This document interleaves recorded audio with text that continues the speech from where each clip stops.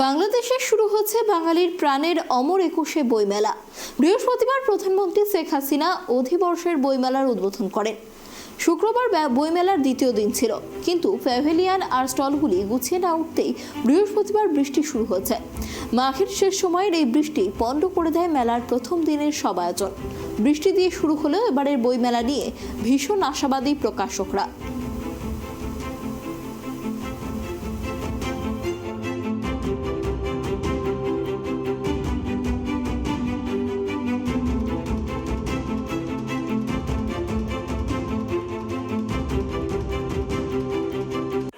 প্রথম দিন থেকেই আমি যখন মেলা শুরু হয় প্রথম দিন থেকে আসি এবং আমি পুরো মেলাতেই আসার চেষ্টা করি।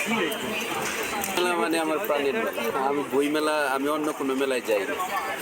বইমেলা হলে আসি এবং বইমেলা এবং যতদিন থাকবে ততদিন বই কিনবো, দেখবো। এটা হচ্ছে আমার একদম ছোটবেলা থেকে। বিশেষ করে পশ্চিম বাংলা থেকে অনেক লেখক সাহিত্যিকরা এই বইমেলায় আসেন, আমাদের সাথে একটা মিলন মেলা রূপান্তরিত হয়।